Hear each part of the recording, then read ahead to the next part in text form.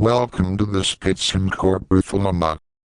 We are reading a letter of refusal, one of the most revealing documents in 19th-century Western esotericism. In 1883, the editor of the pioneer in Allahabad, A.P. Sinnett, had become the Western gateway to what he believed were authentic Himalayan masters, adepts who lived beyond conventional civilization and possessed practical knowledge of laws governing consciousness and matter. One of these figures, signing himself K.H. and claiming to be a Kashmiri initiate educated in Europe but trained in Tibetan mysteries, had begun corresponding with Sinnett and his colleague A.O. Hume. Both men were educated, influential figures in the British colonial administration in India. Both wanted formal instruction and institutional organization. Both presumed that direct guidance from an Eastern master would accelerate Western occultism's maturation. The letter you will hear is K.H. answer. No. Not because he lacks power or knowledge, but because the attempt itself would be a category error, a fundamental misalignment between the premises of Eastern initiation and Western institutional thought. This is not a text about what the masters could teach. It is a text about why they would not. It belongs to the current of post-Blavatskyan theosophy, the moment when the Theosophical Society's claims to direct masterly contact were being tested and, from within, strategically constrained. This letter is one of the hinges on which that constraint turns. The intellectual genealogy matters here. K.H. As refusal operates within a specific framework, the distinction between exact science and what he calls metaphysical science, between the quantifiable energy of Western physics and the intentional, neuralized energy of Eastern occultism. He is not rejecting Western learning. He is rejecting the idea that Western learning, and Western modes of organization, can simply receive Eastern teaching without fundamental transformation of how the student thinks. This is the doctrine of incompatibility, not of East and West as civilizations, but of the cognitive grooves they have worn into their practitioners. To teach K.H. must first unmake, and that unmaking cannot be done at a distance, through letters, or through the mediation of institutional hierarchy. It requires solitude. It requires the student to actively fill in and remake the worn pathways of thought. The letter moves from political refusal, I will not be your guiding spirit, to epistemological confession, I cannot teach you without destroying what your science has made you. Here is the letter in full. Availing of the first moments of leisure to formally answer your letter of the 17th ultimo, I will now report the result of my conference with our chiefs upon the proposition therein contained, trying at the same time to answer all your questions. I am first to thank you on behalf of the whole section of our fraternity that is especially interested in the welfare of India for an offer of help whose importance and sincerity no one can doubt. Tracing our lineage through the vicissitudes of Indian civilization from a remote past, we have a love for our motherland so deep and passionate that it has survived even the broadening and cosmopolitanizing effect of our studies in the laws of nature. And so I, and every other Indian patriot, feel the strongest gratitude for every kind word, or deed that is given in her behalf. Imagine, then, that since we are all convinced that the degradation of India is largely due to the suffocation of her ancient spirituality, and that whatever helps to restore that higher standard of thought and morals, must be a regenerating national force. Every one of us would naturally and without urging, be disposed to push forward a society whose proposed formation is under debate, especially if it really is meant to become a society invented by selfish motive, and whose object is the revival of ancient science, and tendency to rehabilitate our country in the world's estimation. Take this for granted without further asseverations. But you know, as any man who has read history, that patriots may burst their hearts in vain if circumstances are against them. Sometimes it has happened that no human power, not even the fury and force of the loftiest patriotism, has been able to bend an iron destiny aside from its fixed course, and nations have gone out like torches dropped into the water in the engulfing blackness of ruin. Us, we who have the sense of our country's fall, though not the power to lift her up at once, cannot do as we would either as to general affairs or this particular one, and with the readiness, but not the right to meet your advances more than halfway, we are forced to say that the idea entertained by Mr. Sinnott and yourself is impracticable in part. It is, in a word, impossible for myself or any brother, or even an advanced neophyte, to be specially assigned and set apart as the guiding spirit or chief of the Anglo-Indian branch. We know it would be a good thing to have you and a few of your colleagues regularly instructed and shown the phenomena and their rationale. For though none but you would be convinced, still it would be a decided gain to have even a few Englishmen, of first-class ability, enlisted as students of Asiatic psychology. We are aware of all this, and much more. Hence we do not refuse to correspond with, and otherwise help you in various ways. But what we do refuse is, to take any other responsibility upon ourselves than this periodical correspondence and assistance with our advice, and, as occasion favors, such tangible, possibly visible, proofs, as would satisfy you of our presence and interest. To guide you we will not consent. However much we may be able to do, yet we can promise only to give you the full measure of your deserts. Deserve much, and we will prove honest debtors, little, and you need only expect a compensating return. This is not a mere text taken from a schoolboy's copybook, though it sounds so, but only the clumsy statement of the law of our order, and we cannot transcend it. Utterly unacquainted with Western, especially English, modes of thought and action, were we to meddle in an organization of such a kind, you would find all your fixed habits and traditions incessantly clashing, if not with the new aspirations themselves, at least with their modes of realization as suggested by us. You could not get unanimous consent to go even the length you might yourself. I have asked Mr. Sinnott to draft a plan embodying your joint ideas for submission to our chiefs, this seeming the shortest way to a mutual agreement. Under our guidance, your branch could not live, you not being meant to be guided at all in that sense. Hence the society would be a premature birth and a failure, looking as incongruous as a Paris daumont drawn by a team of Indian yaks or camels. You ask to teach you true science, the occult aspect of the known side of nature, and this you think can be as easily done as asked.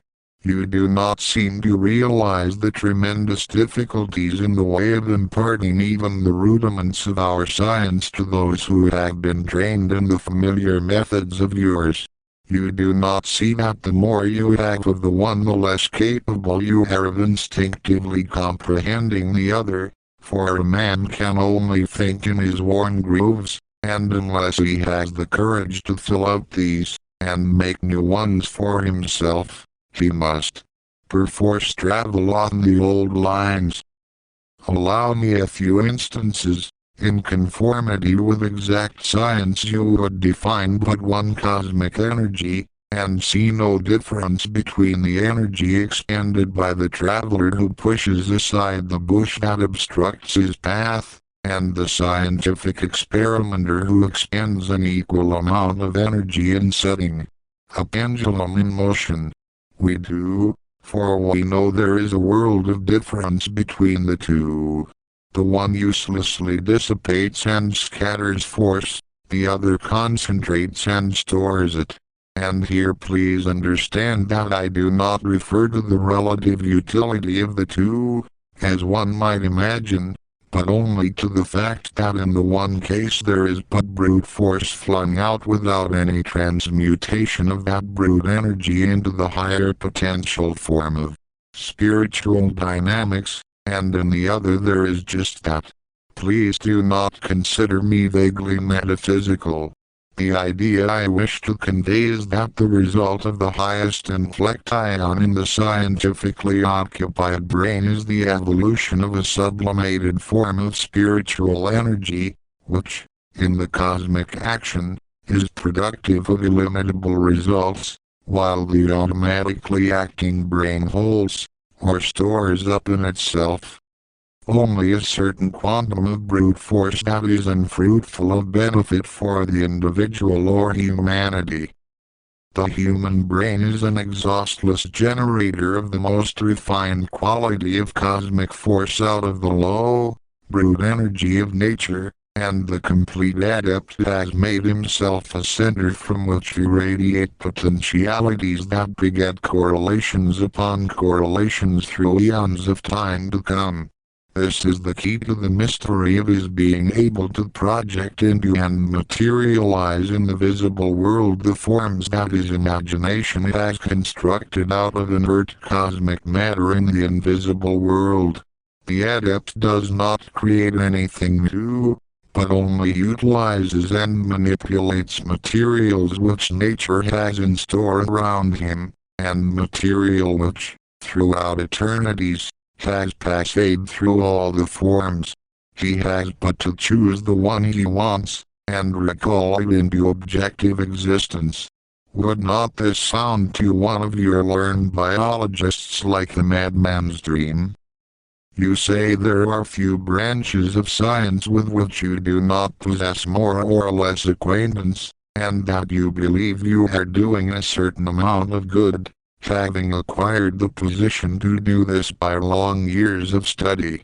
Doubtless you do, but will you permit me to sketch for you still more clearly the difference between the modes of physical called exact often out of mere complement and metaphysical sciences?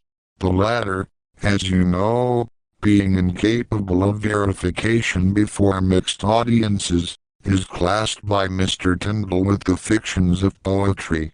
The realistic science of fact on the other hand is utterly prosaic. Now, for us, poor unknown philanthropists, no fact of either of these sciences is interesting except in the degree of its potentiality of moral results, and in the ratio of its fullness to mankind.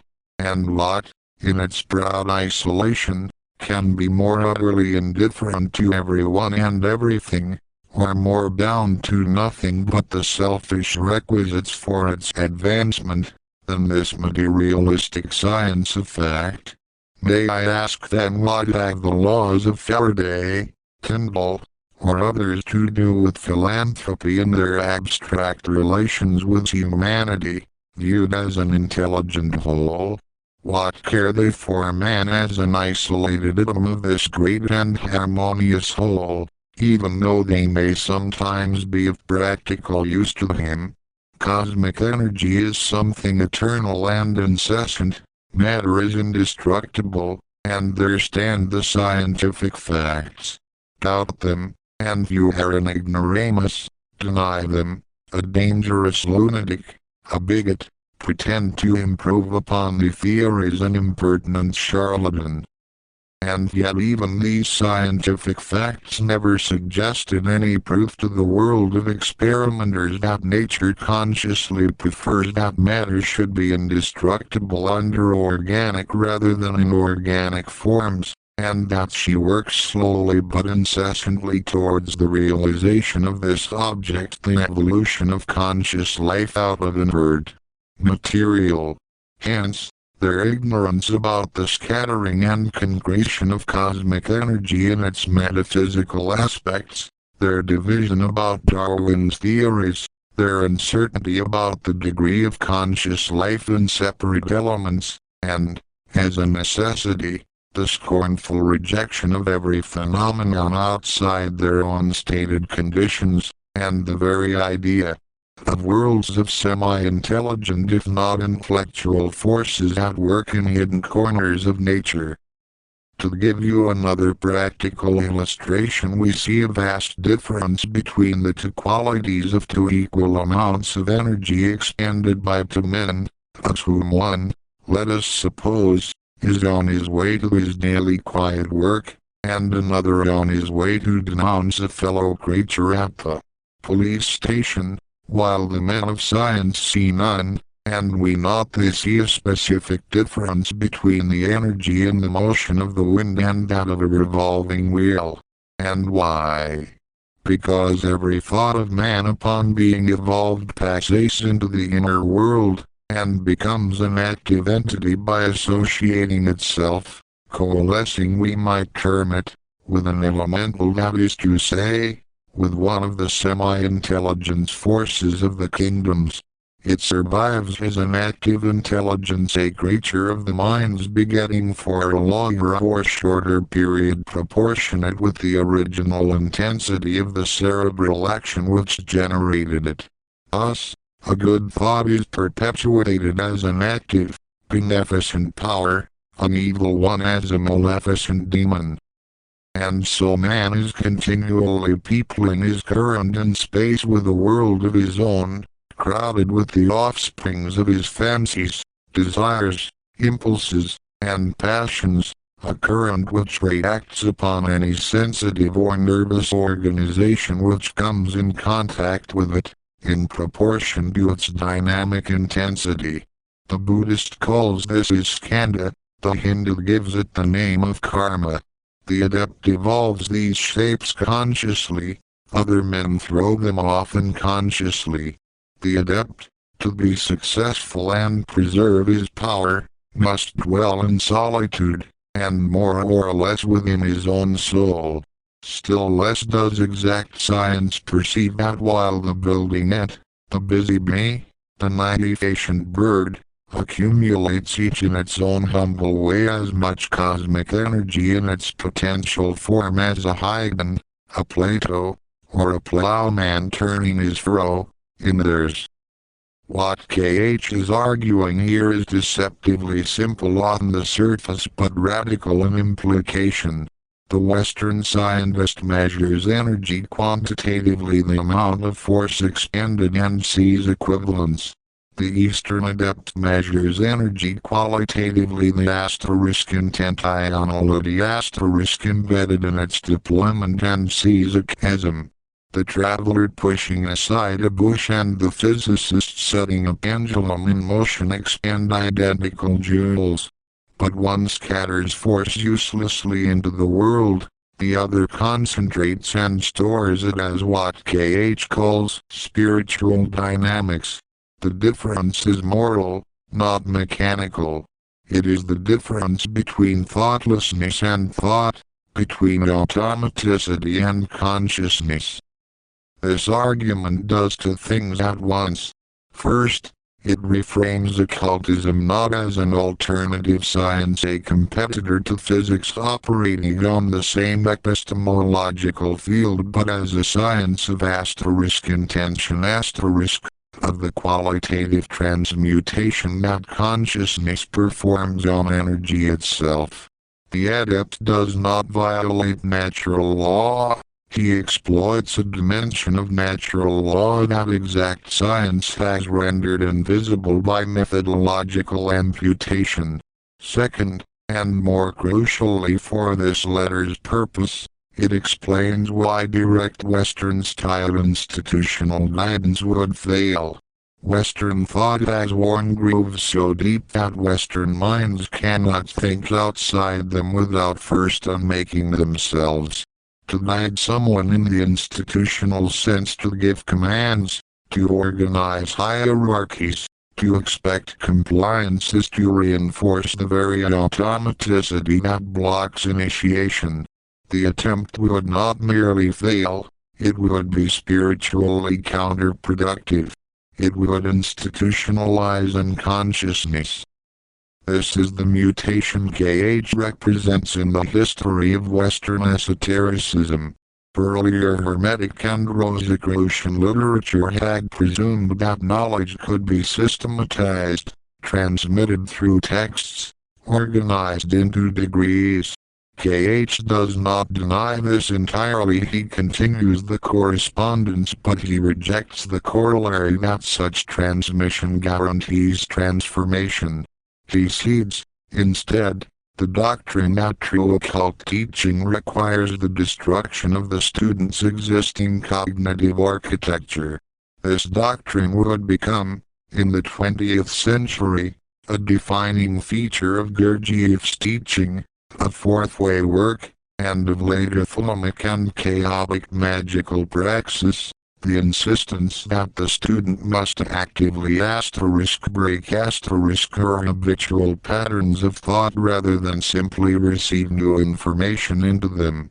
KH does not say this directly, but his refusal to guide, his insistence on solitude, his portrait of the adept as one who must dwell in solitude, and more or less within his own soul these are the seeds from which that doctrine grows. Next, Helena Petrovna Blavatsky, The Secret Doctrine, Volume II, Cosmogenesis and Anthropogenesis, the Spitzen-Körper Thelema. If this archive serves you, support it on Patreon. Link in the description.